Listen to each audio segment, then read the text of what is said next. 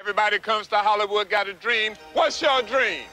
When I was a little girl, I would pretend I was a princess trapped in the tower, and then this knight on a white horse would come charging up and rescue me.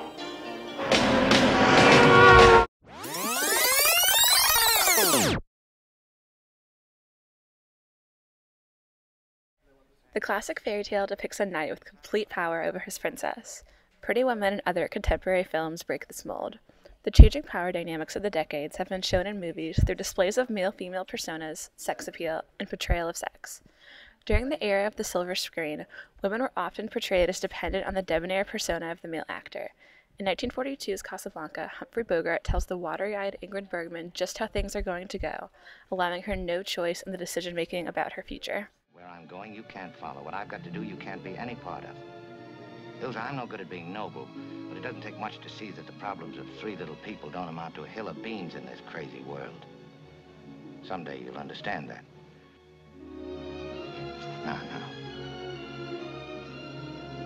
Here's looking at you, kid. Jack and I need to see you in his office. We were wondering whether or not you would be good for on camera. Really? I know, I was so surprised, too.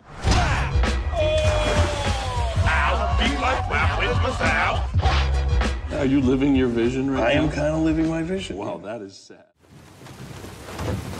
Why didn't you write me? Why? It wasn't over for me. I waited for you for 7 years. Now it's too late. Unlike Casablanca, movies today have begun to feature a more empowered female lead. Katherine Heigl's character, Knocked Up, is composed, successful, and in control, whereas Seth Rogen is unemployed, unpolished, and passive. Similarly, in The Notebook, Rachel McAdams takes command of the scene and their relationship, demonstrating society's acceptance of increased female power. I do not want to appear unladylike about this, but I'd feel silly acting coy. A woman's sex appeal has always been at the forefront of feminine depictions. In the 30s and 40s, traditional values frowned upon outward displays of sexuality. For this reason, women were able to exert their power through the value of shock and awe by flashing a bare knee or speaking seductively. In People Will Talk, the actress rebels against society's expectations, offering a rare glimpse of her true desires. In It Happened One Night, female sex appeal proves to outdo masculinity. The power and control of the female is commanded through the use of her body, subjecting it to the male viewer while garnering attention. The feeble hitchhiking attempts by the male come nowhere close to the scandalous flash of the desirable female leg.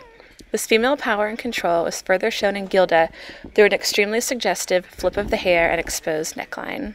Oh, you're such a smart aleck. Nobody knows anything but you. I'll stop a car and I won't use my thumb. What are you going to do? The system on my own.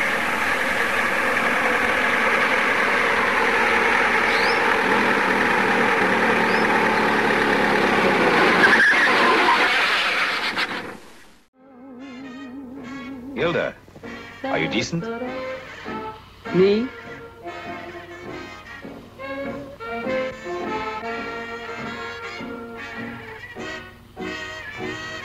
Sure, I'm decent.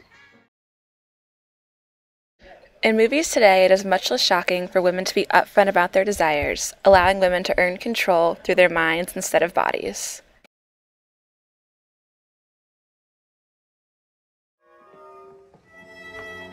The shift in levels of intimate relations in popular media parallels the evolving views of sexual expression from conservative censorship to a more liberal acceptance.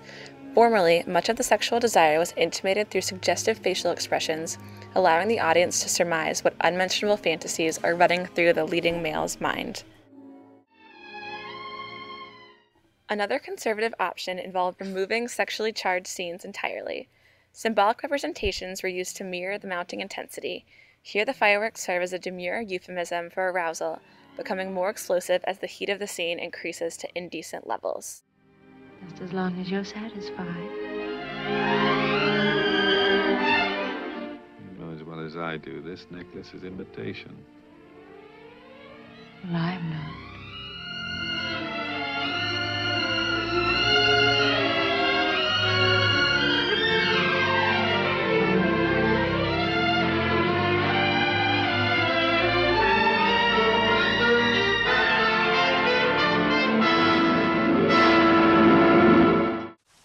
As society becomes more tolerant of explicit sexual content, cinematographers boldly exhibit sex without the traditional restraints. However, at times, these audacious statements begin to cross moral boundaries.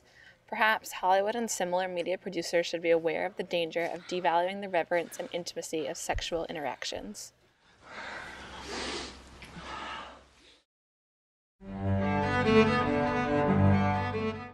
The media has been responsible not only for shaping, but mirroring the general public's perspective on gender expectations.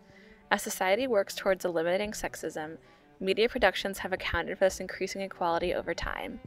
The effects of the women empowerment and sexual liberation that began in the 1960s have been noted in film production.